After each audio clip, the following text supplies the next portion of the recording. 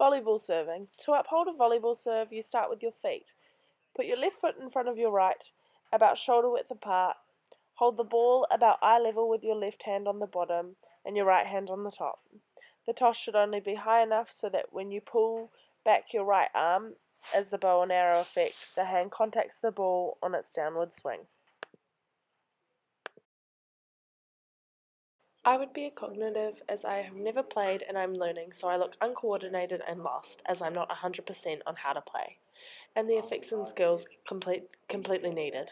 Balance and stability is a major skill required in order to succeed in volleyball serving.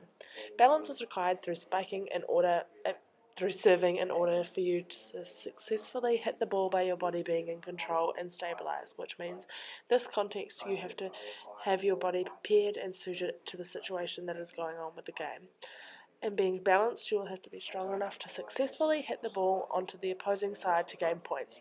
For example, in volleyball, serving is used to a point of the game to smacking the ball over the net when starting in the opposite side of the court effectively.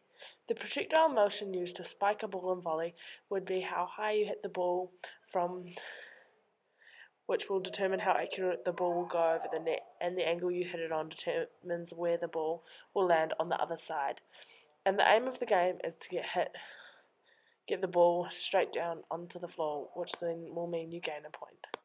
Flexion, which is decreasing the angle of the joint that is used in a volleyball serve when you're bringing the flexion of the elbow back straight after applying maximum force to the ball when serving, when moving/pulling the joint back from the angle when hitting the ball in the air. Extension, also shown in this photo, is returning the joint to its normal resting positioning. That is done straight after the serve when you have to hit the ball and all your muscles, joints and bones go back to their normal positioning, not the position they are in when serving. Extension almost means original positioning.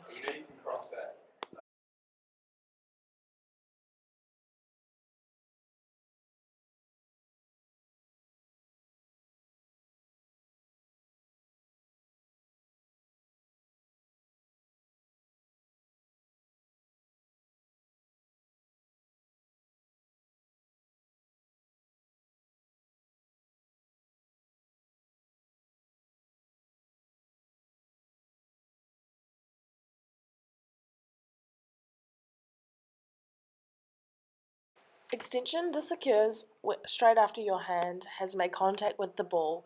Your shoulder joints have retracted to their original position after doing the serve. Abduction is used when moving a limb away from the center line of the body. Adduction is also used in the movement of the limbs towards the midline of the body. Center of gravity, which is when your body is lined up in the center of the line of your body, which is being used.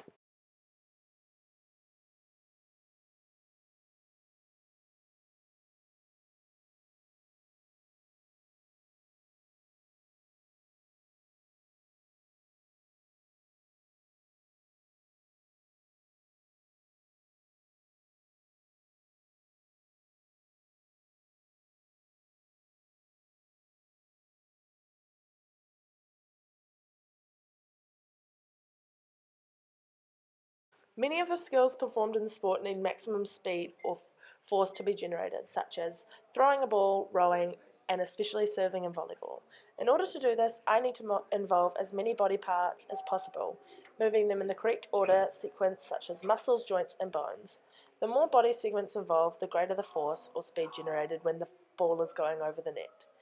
To achieve maximum velocity, it is important that each body part is used in the correct sequence, such as first in doing a volleyball serve, you would use your arm to throw the ball up, which would be using your triceps. Then secondly, you would bring your arm back behind your head in a bow and arrow effect, with your hand palm flat in order to cover and hit the ball efficiently, allowing the power of the hit to come through your shoulder, down your arm, through to your elbow to enable maximum force to achieve a beneficial serve in volleyball.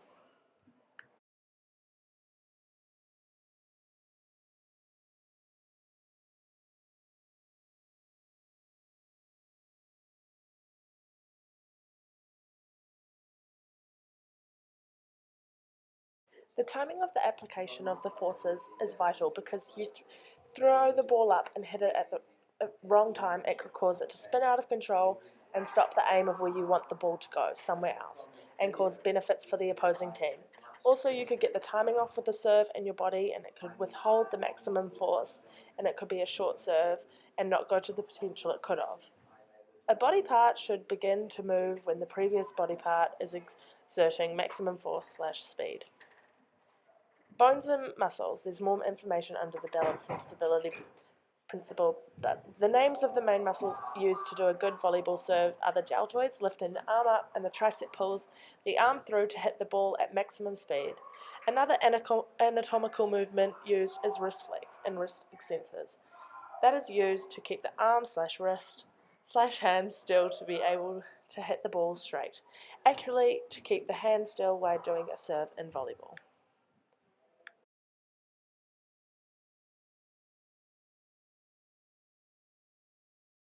Height, speed, angle, and release, and projectile motion.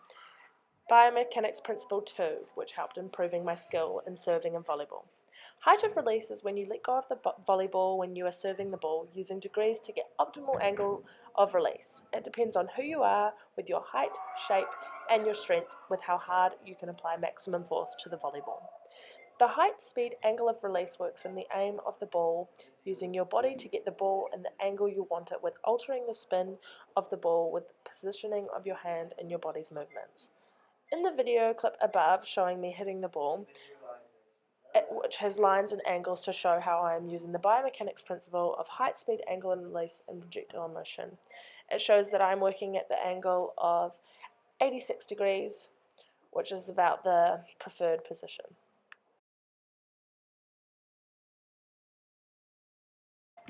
The volleyball is the action force and your body acts as a reaction force. Because your body has the greater inertia, the ball is a reaction. Projectile motion. Anything released in the air is a projectile. This means that once it is in the air, it has no extra propulsion.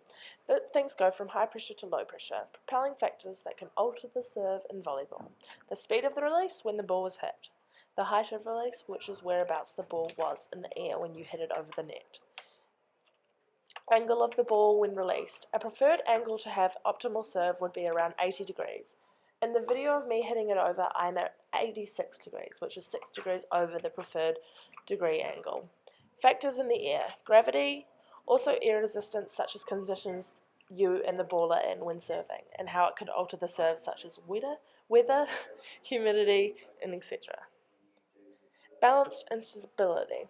Balance and stability is used in volleyball serves to get an accurate aim of where you are serving the ball, such as the center of gravity is used with your balance and stability as it is the middle point on your body, 2 lines from corner to corner showing where your center is, which is enabling you to uphold the serve by keeping you balanced and stable.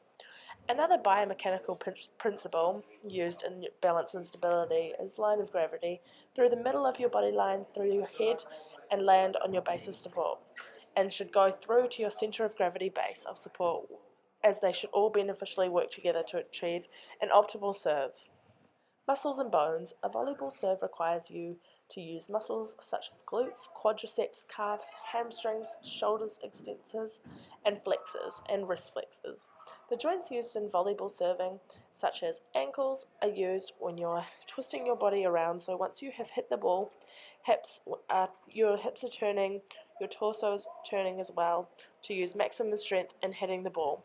Knees to bend yourself and shoot back up. Shoulders when you're moving your arm back to use force against the ball in a bow and arrow effect. And wrist for flexion to aim where you're serving the ball.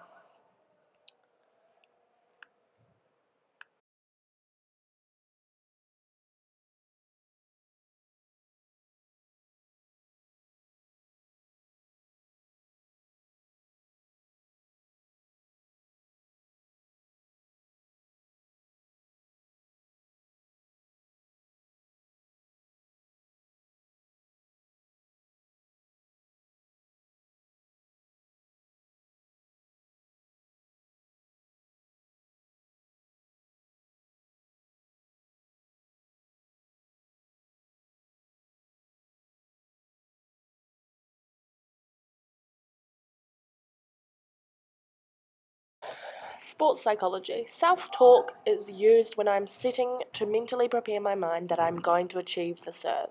Self-talk, you could use that skill as it would help you stay motivated and persist on. Would be in your head to keep saying to yourself to keep looking forward, giving yourself the confidence needed, and telling yourself you can do this, and imagining how you would feel once you've completed a good serve that starts a good rally of volleyball. And that could positively affect me in trying to move up from the cognitive stage up to associative stage, because using self-talk can work with achieving biophysical principles to achieve a volleyball serve. Mental rehearsal. Mentally thinking of how you would want to do a good volleyball serve to be, so by imagining how you are going to pull it off, can actually relate in with when you're really doing the serve, by being how you are in your thoughts, by trying to take in reality to make exactly how you imagined it. Goal setting. Setting a goal and going to serve in volleyball is a great way to be motivated enough to actually achieve it, such as with looking somewhere in the court where nobody is on the opposing team and aiming there. And setting your mind to serve the ball there is something you could strive for achieving with self-determination by using goal setting, which is the third sports psychology concepts you could use to achieve an optimal volleyball serve.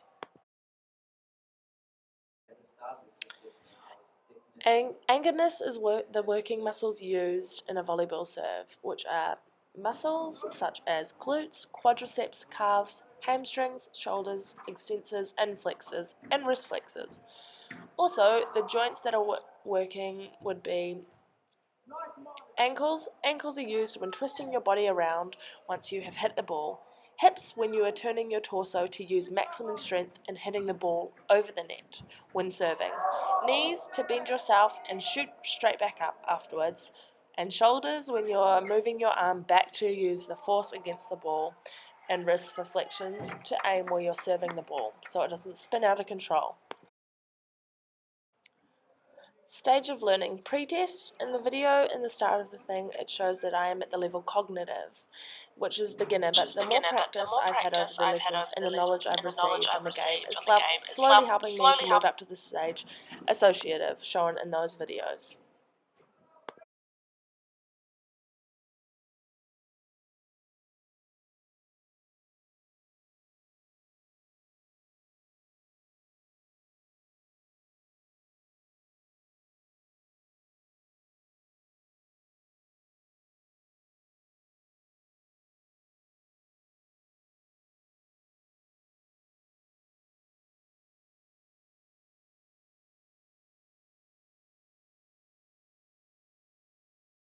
The types of practice worked for my skill, which is volleyball serving and learning, is massed. Lots of it in one go, such as, for example, I did constantly serving balls over the net from the yellow line in the gym, which got me better and better as I repeatedly did it over. Distributed, learning with different types of things such as doing 25 serves, then forming drills with a serve and a setter. That one I felt didn't work as well for me as mass did, because I felt that I was varying all my learning when I was better learning something that I was repeating over and over, which enforced it more in my knowledge.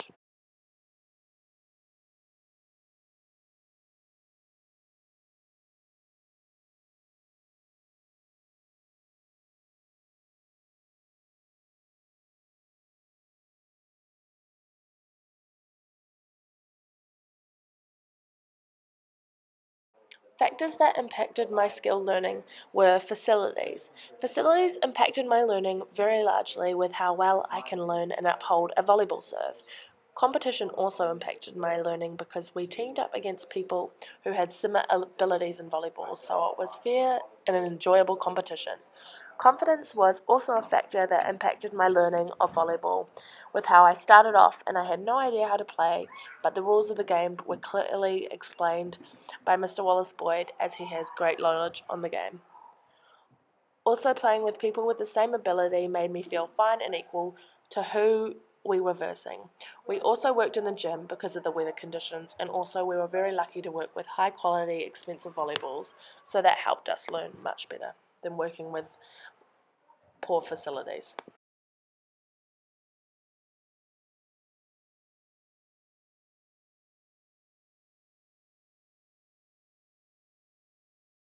I wouldn't have been able to get from cognitive to the level of high cognitive because of the mass training and using biomechanical principle for summation.